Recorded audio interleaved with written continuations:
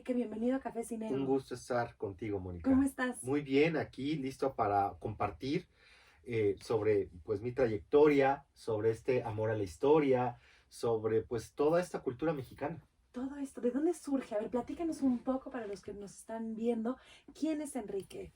Pues yo de entrada estudio lo que es diseño gráfico, hago una maestría en marketing integral y evidentemente por muchos años yo trabajé pues para compañías. Sin embargo, en algún momento de mi vida dije, ¿qué es lo que me apasiona? ¿Qué es lo que me gusta? Y esto es la cultura de México, es la historia de México, es esto que nos hace tan especiales como países, ¿no? Entre todos los países. Y pues renuncio a mi trabajo y me dedico a lo que me apasiona, ahora sí que a concretar mis sueños y pues bueno, a partir de ese momento, eso ya tiene aproximadamente 2 años, y ahorita yo me dedico principalmente a dar conferencias sobre la historia de México.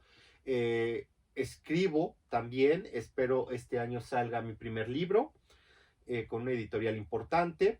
También trabajo en turismo, ¿no? Soy guía federal de turismo y bueno, doy visitas muy especializadas sobre diferentes lugares de la Ciudad de México, zonas arqueológicas, incluso complejos conventuales, todo lo que tiene que ver con el virreinato.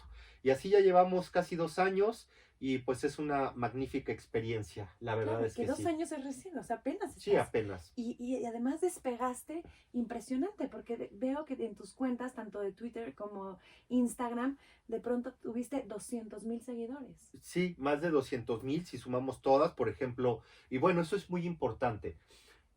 Yo tengo alrededor de 7 años con Twitter en una cuenta de divulgación.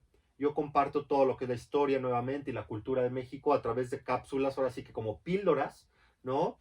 De 240 caracteres y han tenido muchísimo éxito. Actualmente eso también me permitió pues llegarle a muchísima gente con todo lo que yo quería o quiero comunicar, y a partir de ahí, bueno, que ya me dedico al 100% a todo lo que es mi proyecto. Ahorita en Twitter ya tenemos 115,000 seguidores, en Instagram vamos por los 50,000 seguidores y en Facebook 200,000 seguidores.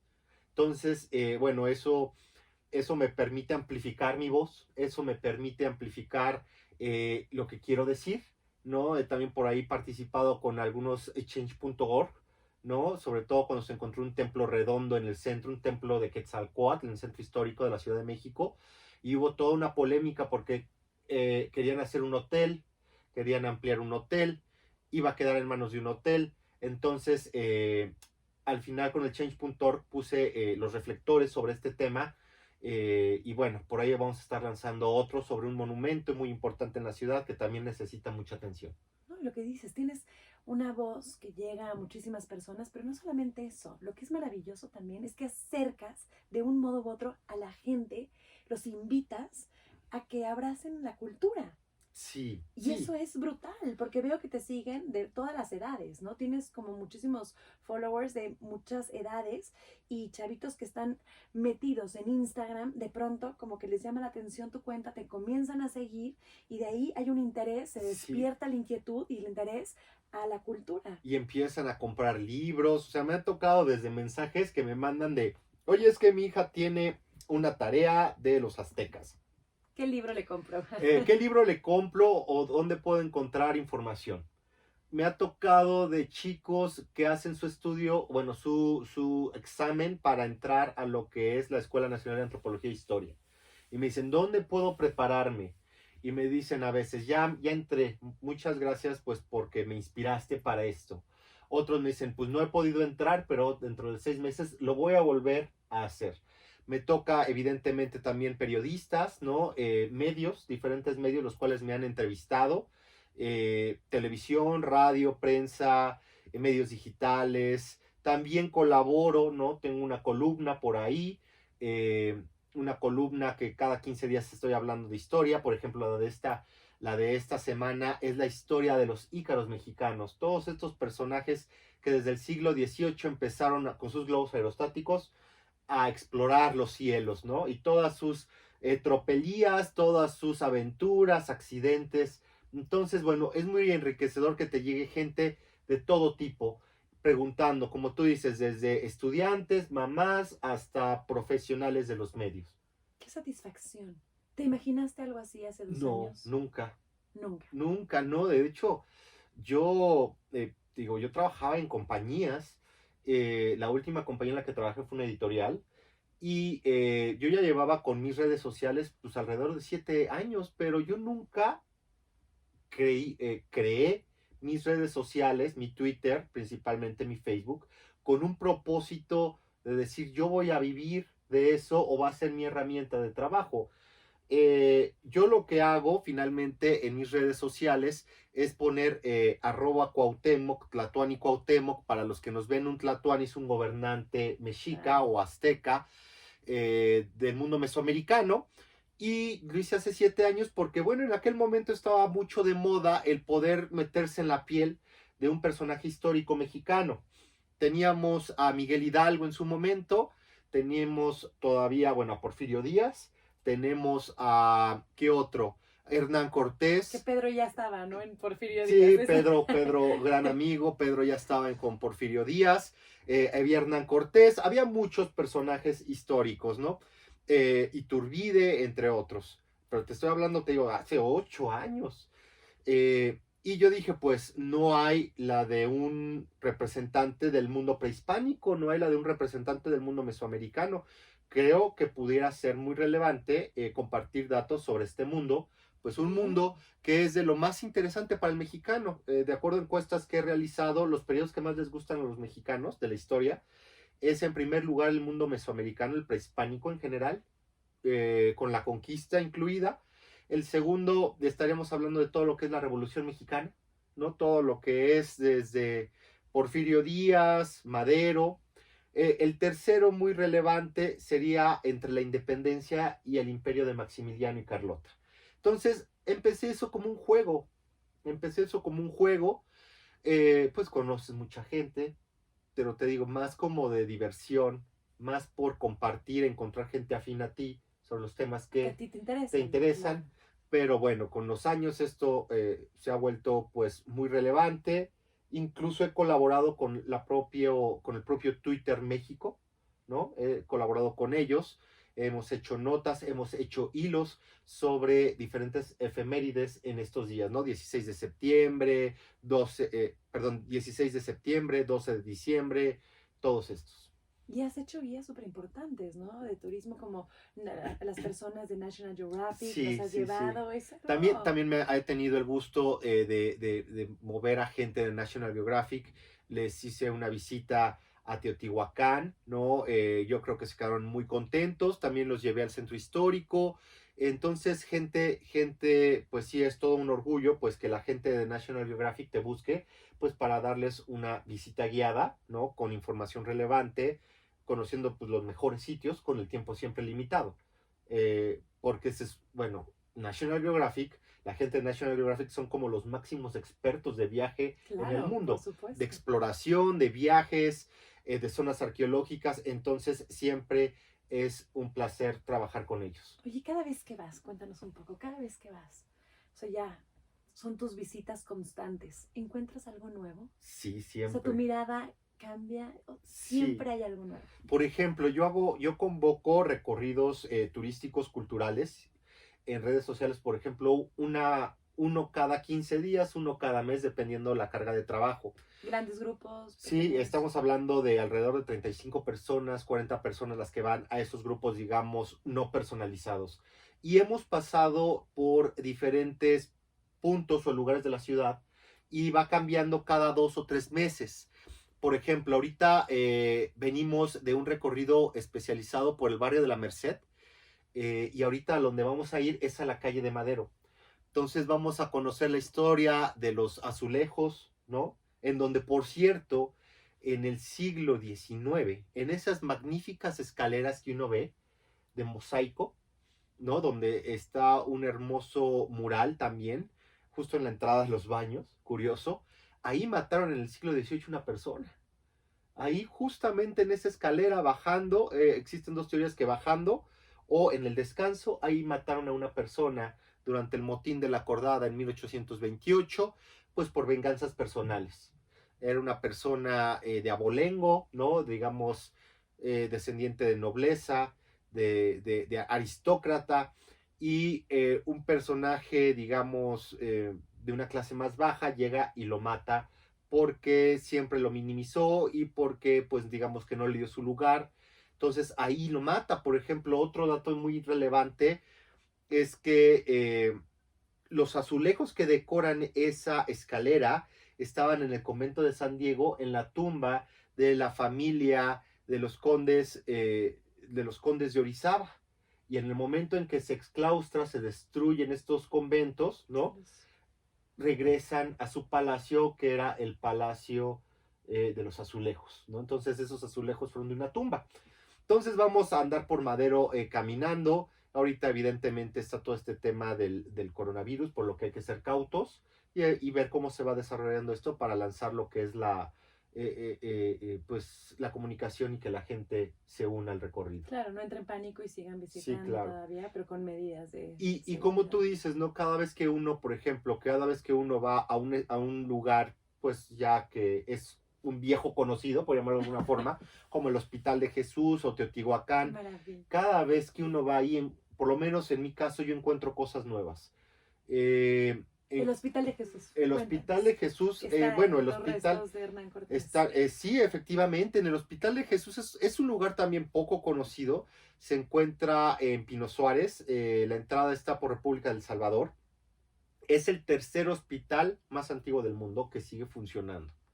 El tercer hospital del mundo. 1524 es fundado por Hernán Cortés.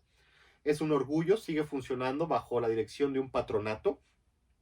Hace una gran labor porque asiste a las personas que a veces es complicado el tema de salud por los precios tan altos que se manejan. Y al lado está el templo de Jesús Nazaret, que es del siglo XVII, y ahí en lo que es el altar mayor, podríamos definir, ¿no? Al fondo de lo que es la nave de este templo, del lado izquierdo podemos ver lo que es una placa roja de metal, y ahí en un nicho pues están los restos del conquistador Hernán Cortés, ¿no? Pues yo creo que ni el 90%, ni el 10%, perdón, de los mexicanos saben que ahí están los restos del conquistador. También es muy relevante saber que ahí hay, dentro del hospital, hay un busto que realizó este valenciano, este gran escultor y arquitecto Manuel Tolsá. Es el mismo que realizó la escultura ecuestre de Carlos IV, el caballito, en 1803, y que adornó lo que fue la Plaza Mayor, nuestro Zócalo, con todo lo que fue unas rejas, y después lo mueven, porque evidentemente México logra su independencia y representa a la autoridad del monarca español. Si no es por Lucas Alamán, un intelectual conservador de aquel momento, esta hermosa pieza ecuestre hubiera acabado fundida en monedas. Imaginemos eso. Y es considerada la segunda escultura ecuestre más hermosa del mundo. Imaginemos que tenemos ese tesoro, solamente detrás de la de Marco Aurelio en Roma, ¿no? Entonces, hay mucho de qué hablar, mucho de qué conocer en nuestra ciudad, ¿no?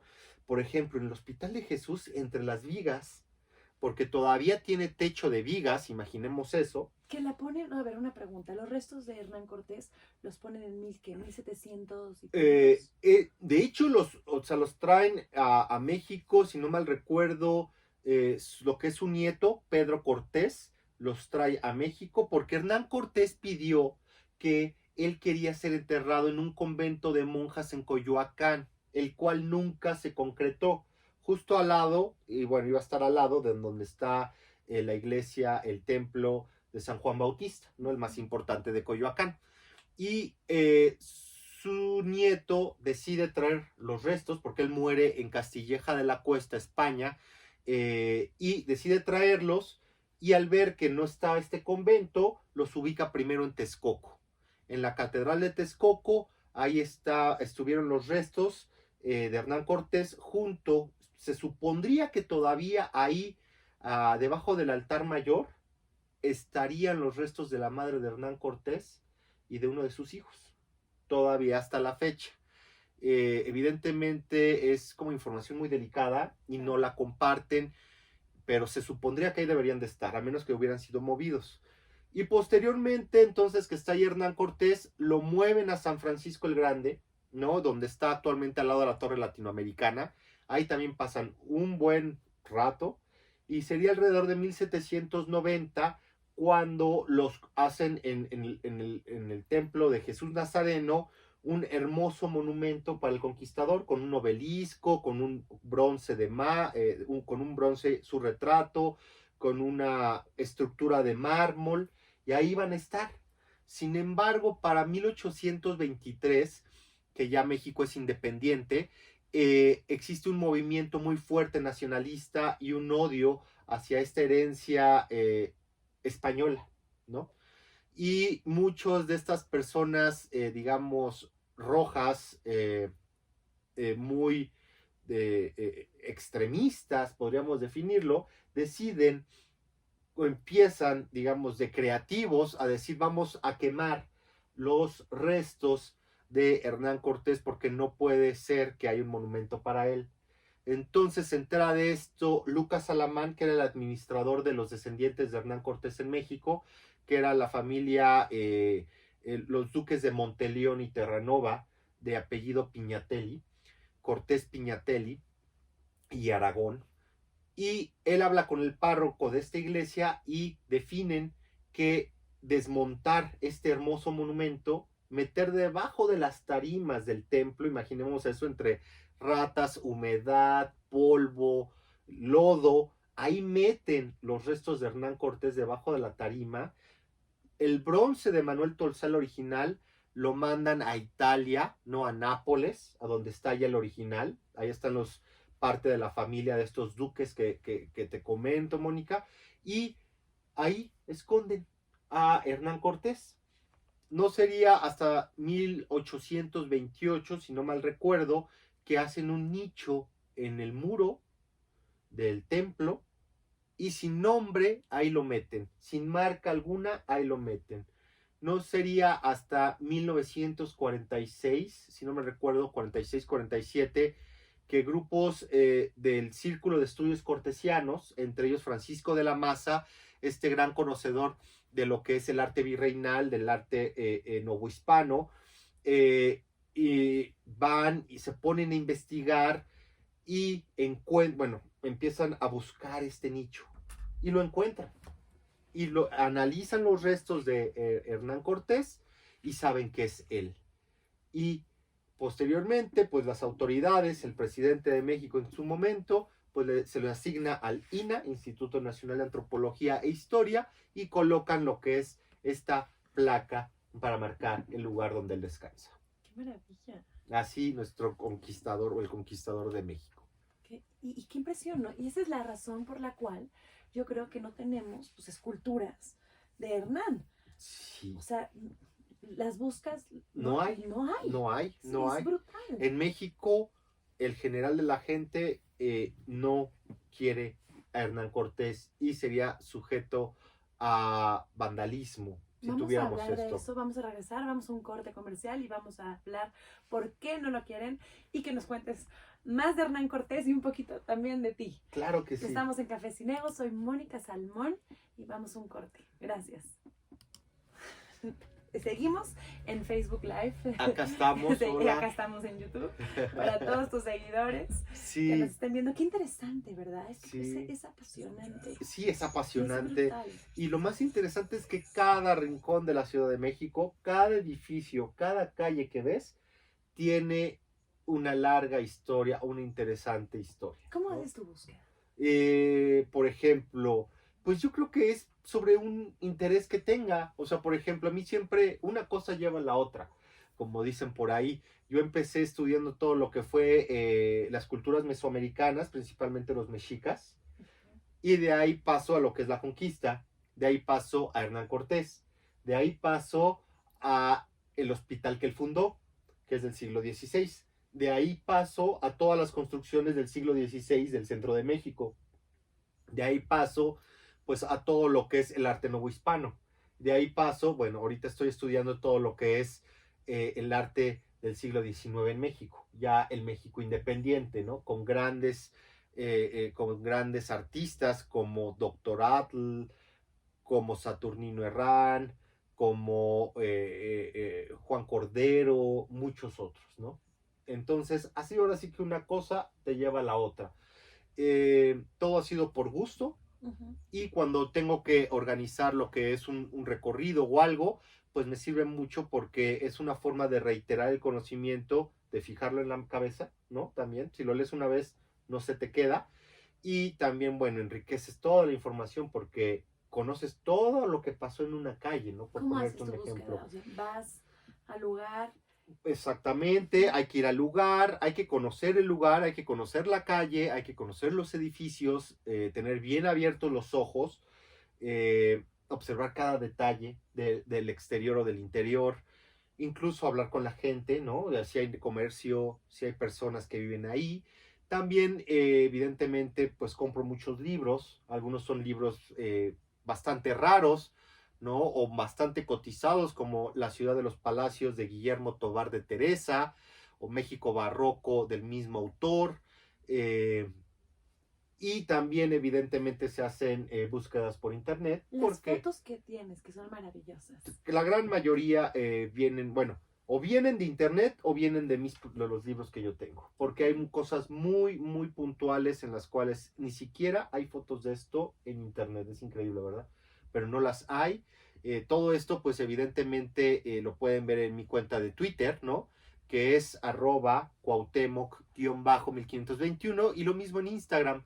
Son cuentas completamente culturales e Y históricas. maravillosas. Ahí no, Me van a aprender muchísimo. ahí a menos que de repente pase algo, pero ahí no se tocan temas de política o temas esto que de repente De cultura, es cultura, es es pura historia, cultura. claro.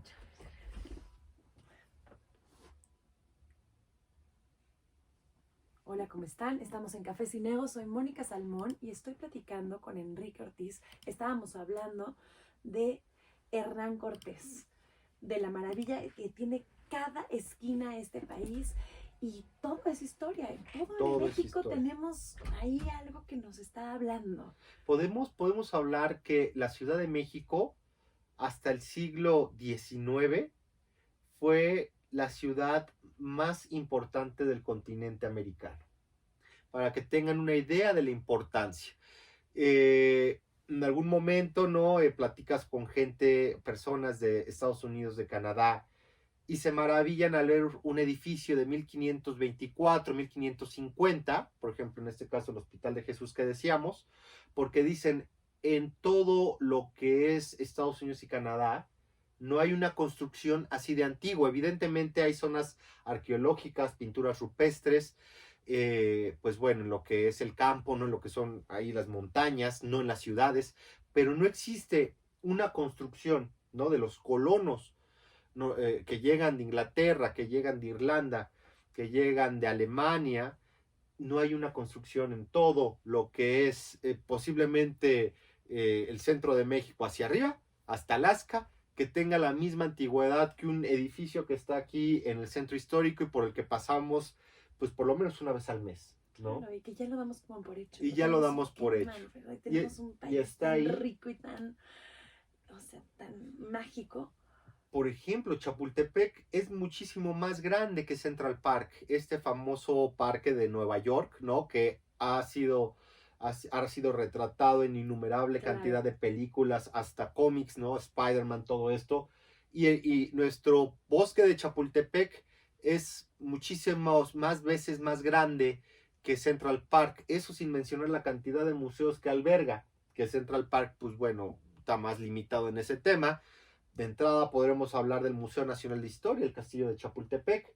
Podríamos hablar del Museo de Arte Moderno, donde está este cuadro, este autorretrato llamado Las dos Fridas, que es posiblemente la pieza más icónica de la que podría ser la artista o la pintora más relevante posiblemente de la humanidad, porque ahorita no se me viene otra mujer artista o pintora que tenga un impacto mayor que la propia Frida Kahlo a nivel mundial, ¿no? Tenemos también el Museo Tamayo. Entonces, bueno, es muy amplio y es una bendición estar aquí en la Ciudad de México. Si amas la historia, si amas la cultura, Por pues supuesto. todos los días hay eventos culturales. Todos los días. Todos los días, todos los días. Basta con meterse a la agenda cultural de la Secretaría de Cultura, basta con las noches de museos, basta, o sea, hay conciertos, hay gran cantidad de eventos para disfrutar. Y Por la eso gran tu mayoría... agenda es brutal, ¿verdad? Sí, Diles, sí, sí, diles que a sí. veces no tienes tiempo de Eh, nada, que te la pasas dando tours y te la pasas dando Conferencias, conferencias. sí. Por ejemplo, sí, ando pues, corriendo de un lado al otro porque o tengo tours o porque también hay entrevistas de diversos medios, porque también existen conferencias, ¿no? Algo que me gustó mucho fue cuando fui a Tlaxcala, a la zona rural de Tlaxcala, a dar una conferencia a una primaria rural. Allá hubo más de 40 niños y hablamos de la conquista de México. Llevé la recreación de las armas que utilizaban los antiguos mexicas y los niños, bueno, estaban fascinados al disparar las flechas, al utilizar los escudos, y yo estoy seguro que de esas 40, 50 personas o niños que estaban ahí presentes, estoy seguro que al menos uno, dos, tres, a partir de esa experiencia, ¿no? Se metieron a Google a investigar o estarán comprando en algún momento un libro de la conquista y bueno, eso es parte de mi trabajo. Eso ya sería como un gran logro, ¿no? Que de esa multitud algunos se interesen por la historia y ese es el principal objetivo. Ese es tu móvil, eso es lo que más te mueve Sí, todo, sí, acercar a las personas a la a la historia historia. y a la cultura. ¿Para qué? Para que aprecien lo que aprecien, o sea, uno no puede valorar lo que tiene si no sabe su historia, Claro. si no ¿De dónde sabe viene? de dónde viene, su antigüedad, si no sabe todo lo que pasó en ese lugar. No se trata solamente de piedras, no se trata de bronces, no se trata de esculturas, se trata de lo que es la herencia que nos dejaron generaciones, nuestros antepasados, ¿no? Para lo que actualmente somos como mexicanos. Y cómo pensamos, de la forma en la que pensamos, ¿no? Es por la historia que tuvimos. Sí. Y fue también, o sea, nuestros comportamientos, nuestro pensamiento, nuestra religión va dependiendo de quién nos conquistó. Entonces, desde ahí tendríamos que ver, o sea, montarnos hacia atrás y saber quiénes somos nosotros, por incluso supuesto, como pueblo. ¿Por qué, por ejemplo, el norteamericano, el anglo, es diferente al hispano de lo que es Latinoamérica? Porque, por ejemplo, los conquistadores llegan a estas tierras a hacer prácticamente, a imitar estas costumbres, este comportamiento de los señores feudales. Ellos llegan y son nombrados encomenderos. Y ellos llegan acá no a un libre mercado. Ellos no llegan a trabajar con sus propias manos, con el sudor de su frente a producir o enriquecerse. Ellos, a través de los hechos de armas, a través de la exploración, pues profesiones pues tremendamente peligrosas, solicitan a las autoridades de España, a la monarquía, a los Carlos consejos, V, que se les otorguen tierras y que se les otorguen indígenas, ¿no? Para que trabajen para ellos. En Estados Unidos, los migrantes que llegan ahí, ¿no? De Inglaterra, ellos no llegan a esclavizar indígenas. Ellos llegan a establecerse establecerse en algún lugar, un pedazo de tierra, hacen su casa con sus propias manos y empiezan a trabajar lo que es la tierra con sus propias manos. Y empieza a haber digamos, un libre mercado entre tu vecino y tú, ¿no? Sin injerencia de la monarquía inglesa, ¿no? Y lo que pasaba en estas tierras que era que pues, todo estaba controlado por el rey de España. Hablando un poquito de eso, tengo una pregunta que hacerte.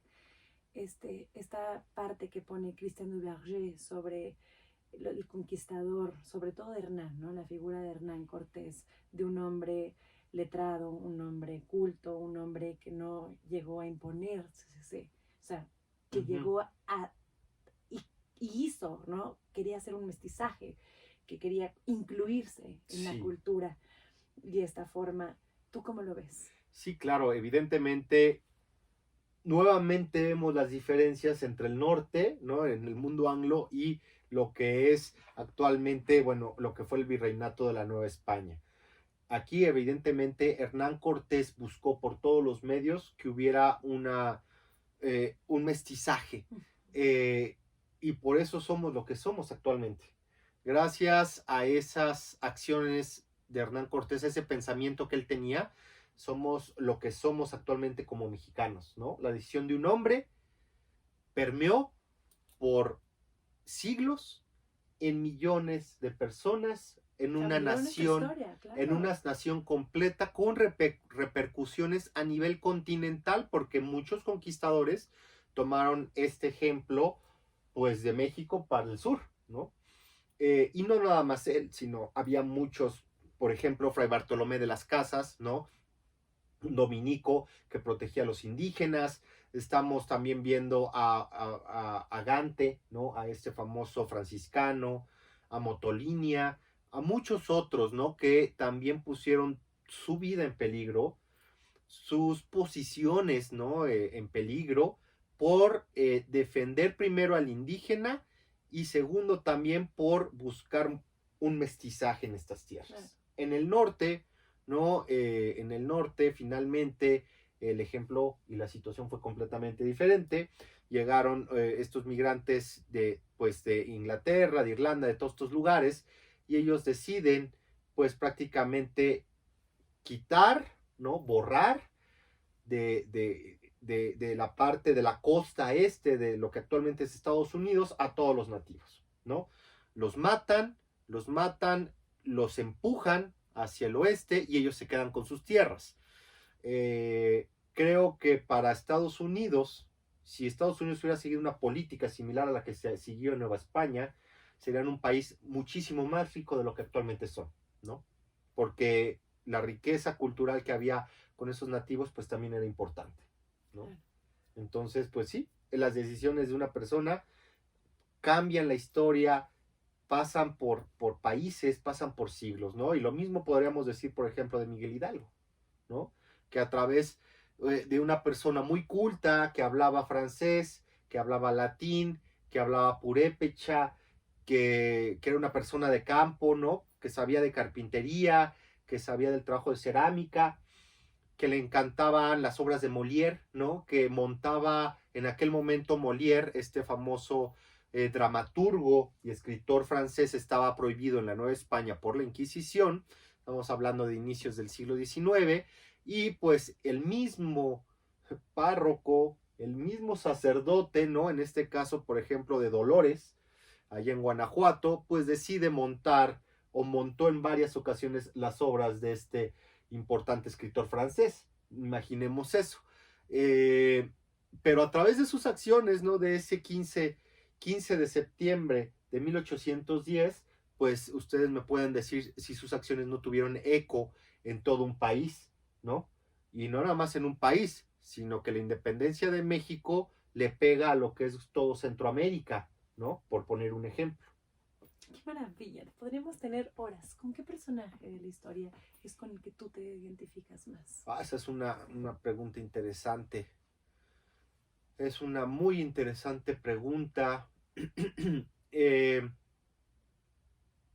Siento mucho aprecio por Cuauhtémoc.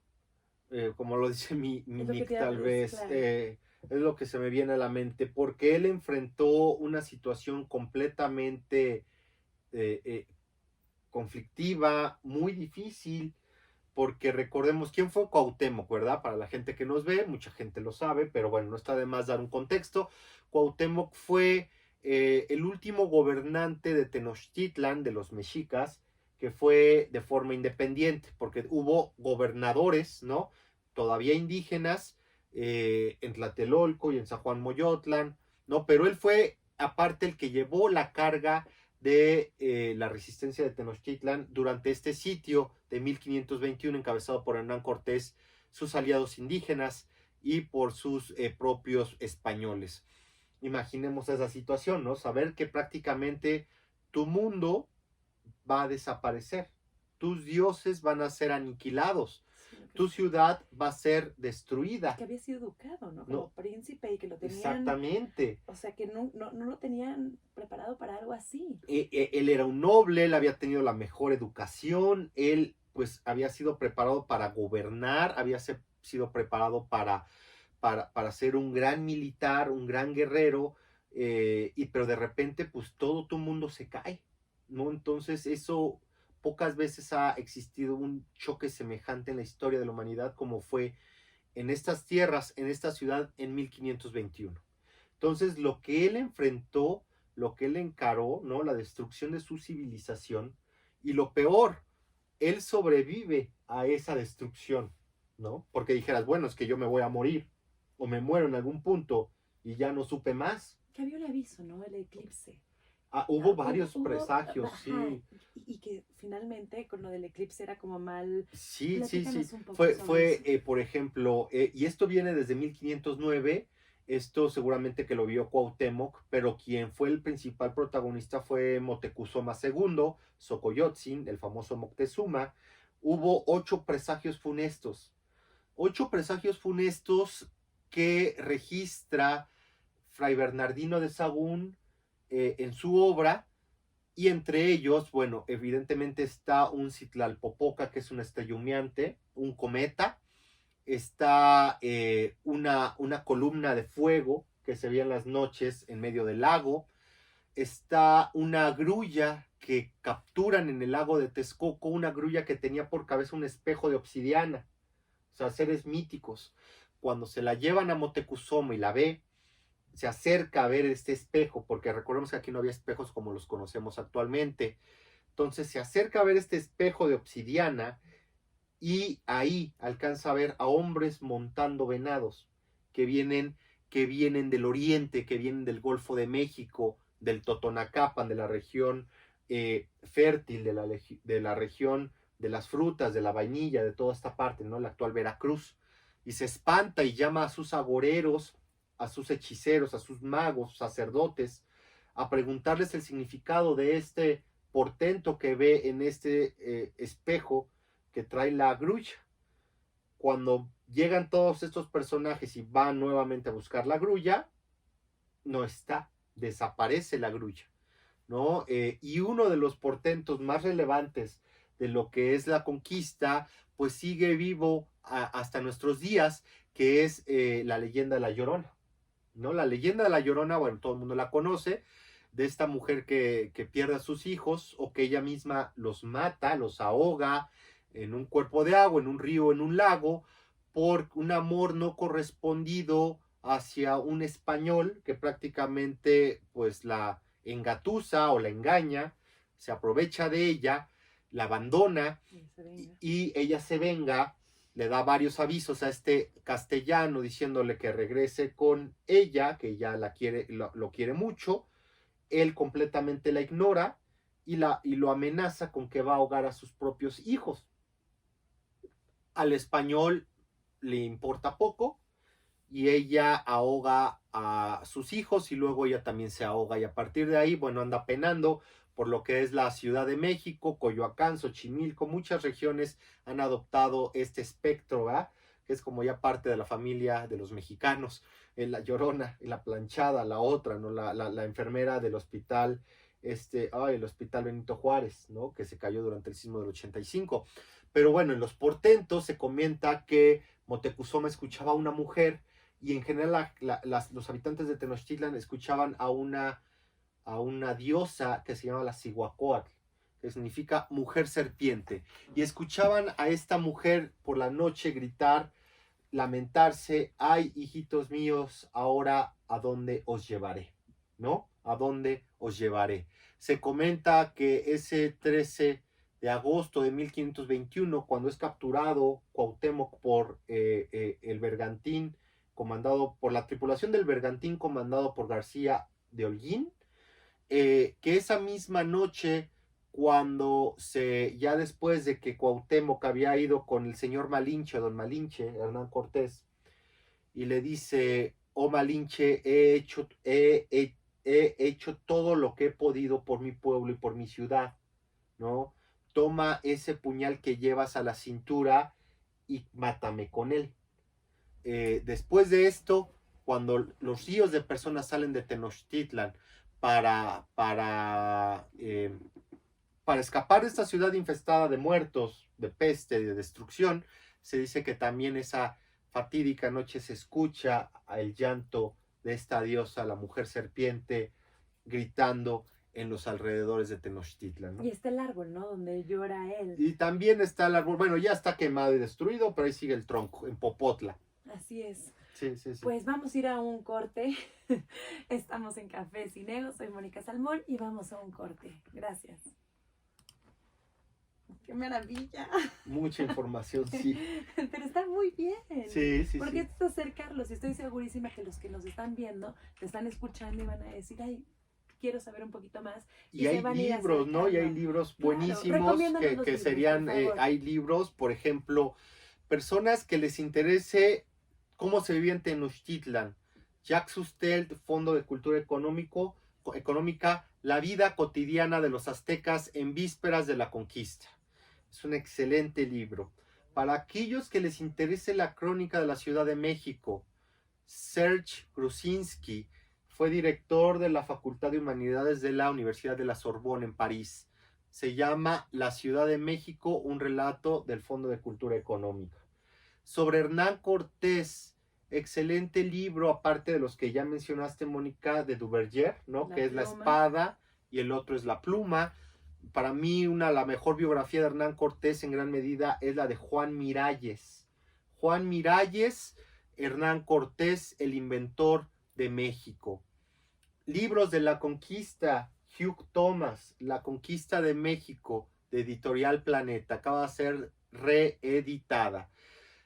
Siglo XIX, ¿no? Todo lo que son los tiempos de Benito Juárez, Patria, de Paco Ignacio Taibo II, parte 1, 2 y 3, una lectura pues bastante amigable de aquellos turbulentos tiempos, también de Editorial Planeta.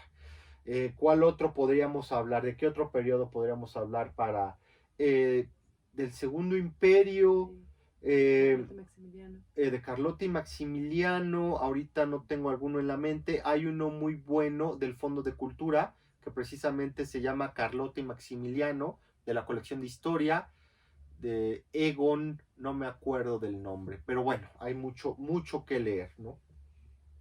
Tú lees todo el tiempo, tus lecturas son sobre eso. Sí, a veces también me encanta leer la novela, porque es una forma de relajarte, ¿no? No es lo mismo leer un libro como, pues, de historia, o de crónica de la Ciudad de México, o listas interminables de templos y conventos de la Ciudad de México.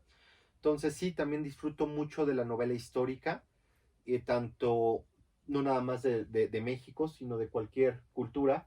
Hay una serie fabulosa de Editorial Edasa, española, que escribe, que se llama Simon Scarrow, es el que lo escribe, y es la historia de un centurión romano y su optio a través de todas las provincias del Imperio Romano. Lo pueden encontrar con el nombre del autor, que es Simon Scarrow, ¿no? Y es excelentes novelas, ¿no? También, por ejemplo. Oye, te tengo que hacer una pregunta. ¿Qué opinas de la serie de Hernán Cortés? Me pareció, bueno, primero hay que aplaudir todo esfuerzo que se haga en México, ¿no? Porque lo necesitamos, de historia. O sea, que invierta, que todo el grupo Salinas Pliego haya invertido una fortuna en realizar un proyecto de esa envergadura, de esa proporción, y cuyo tema es la conquista, pues es muy loable, ¿no?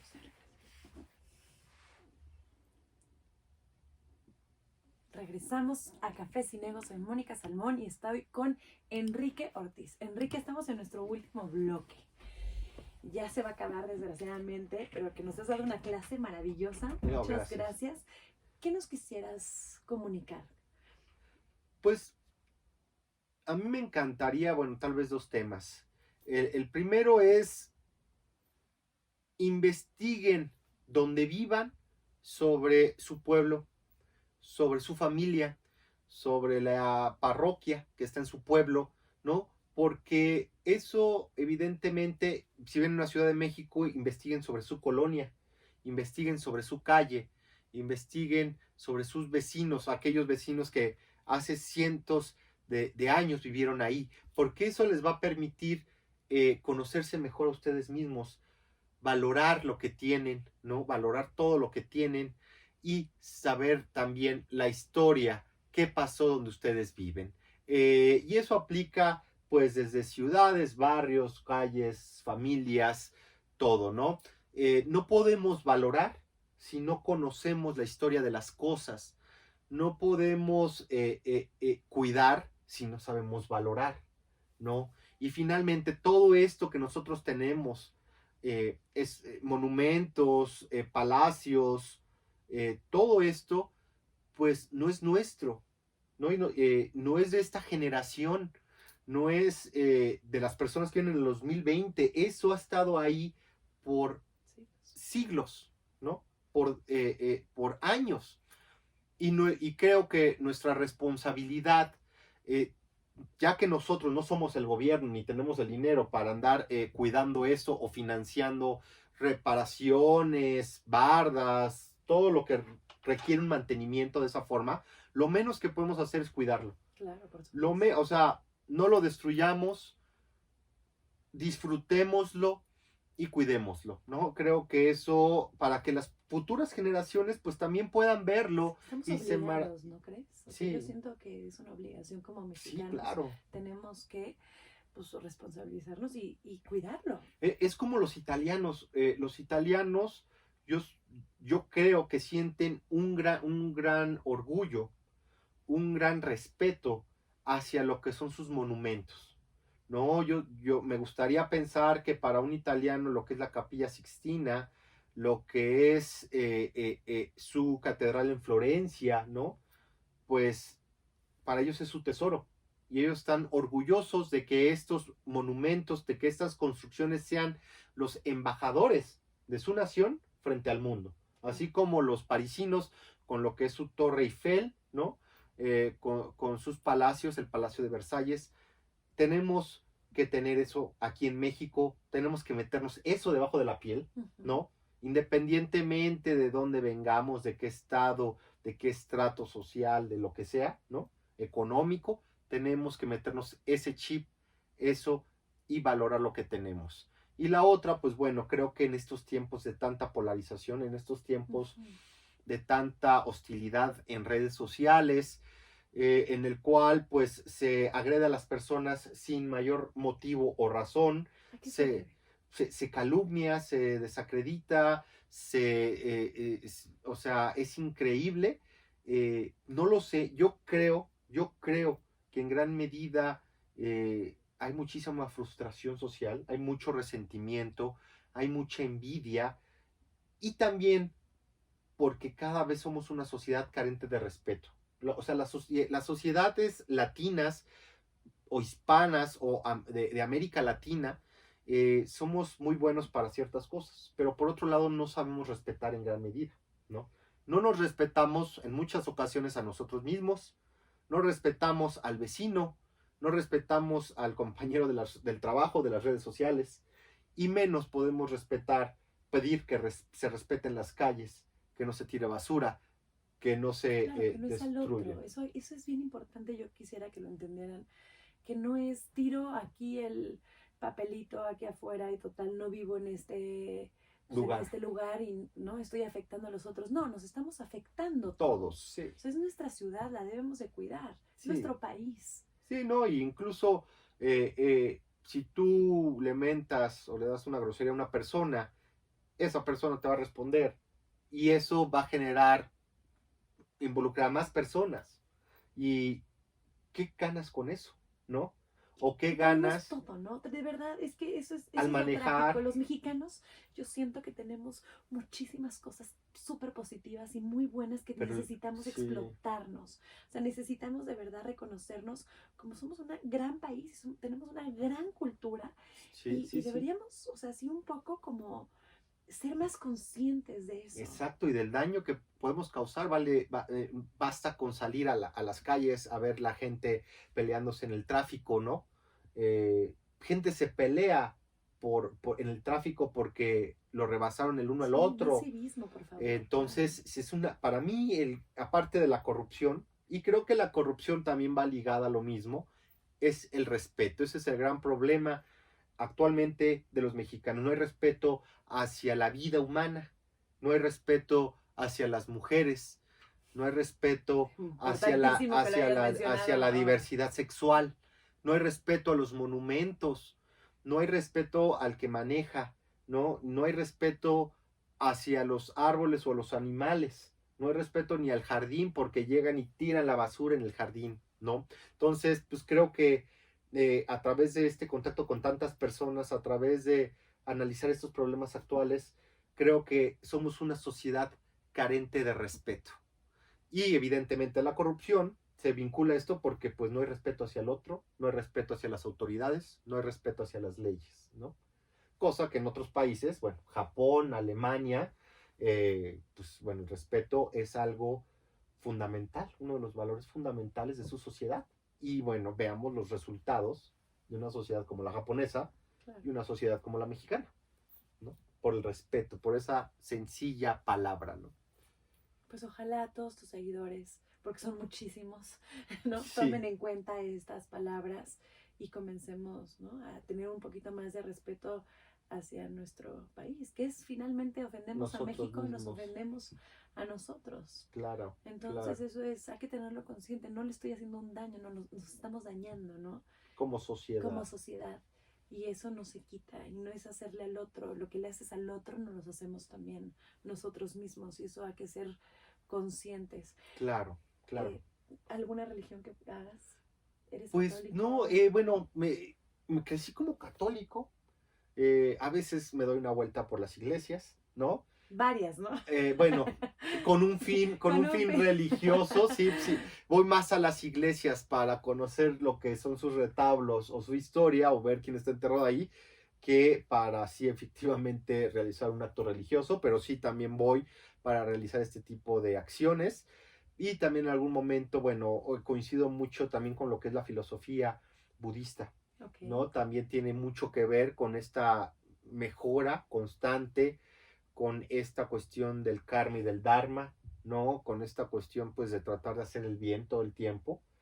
Creo que esas serían como pues dos grandes maestros al final del día, ¿no? Tanto Jesús de Nazaret, evidentemente con una gran metida de mano de Pedro y de Pablo, principalmente de Pablo, que es el que pues modifica en gran medida la Biblia. La Biblia que conocemos tiene más de Pablo que de Pedro o que de Jesús. Y por otro lado, pues bueno, Buda Shakyamuni, que pues también fue un gran sabio, ¿no? Y con sus palabras y sus acciones, pues bueno, hizo lo que decíamos, ¿no? Cambió su sociedad, cambió su tiempo y su legado permanece hasta estos tiempos, con hacer el bien, con no destruir, Que sino somos más construir. buenos, ¿no crees? O sea, yo siento que todos, o sea, pesamos como mexicanos en estos tiempos de violencia, pesamos más las personas que queremos hacer el bien para Tiene que nuestra ser, gente es que tiene que que ser, si el no daño. colapsa nuestra sociedad. Y yo entiendo que tengan posturas diferentes en la política, no, yo entiendo eso, Y se vale y tener se posturas vale, claro, distintas. porque vivimos en una sociedad democrática, pero, o sea, pero hacer mofa del otro, faltarse al respeto, Sí, es lo que mentarse dices, la ese vacío ya no madre, es permitido, ya esa parte ya no, esa eso. falta de educación y esa ya no, eso ya Sí, no se permite, claro. hasta los propios, muchos políticos, muchos intelectuales, incluso periodistas, se denigran a sí mismos y no se dan cuenta, ¿no? Que por ese tipo de contenidos se denigran a ellos mismos, Ujú. ¿no? Pierden el respeto que en algún momento ganaron por meterse y embarrarse en el lodo, ¿no? Por agarrarse a moquetazos con el otro grupo político, ¿no? Claro, con el que no es tolerante al que piensa igual que uno. Exacto, y debe de haber Esto que necesitamos tolerancia. más Sí, tolerancia. claro. O sea, debe de haber tolerancia, debe de haber respeto. Está bien, argumenten, ¿no? Que se argumenten, que definan sus posturas. Pero pues, ya hay cosas, bueno, que tú seguramente también has visto en las redes Sí, sociales, por en medios, supuesto, claro. que en lo cual es, sí, o sea, es hasta denigrante hasta para el propio país. Pero enfocarnos en lo maravilloso, Eso. o sea, enfocarnos en lo que sí tenemos bueno, Claro. que son muchísimas cosas que tenemos para rescatar. Como dices, cada calle nos habla y nos cuenta una Ujú. historia y eso se me hace espectacular. Cada pueblo, Cada pueblo, ¿no? cada estado, Sí. la cocina, uno puede pasar desde Tulum hasta lo que es Tijuana y en cada lugar va a encontrar platillos típicos de la región. Cada pueblo, cada ciudad tiene lo suyo. Y eso es admirable y eso es admirado por los extranjeros.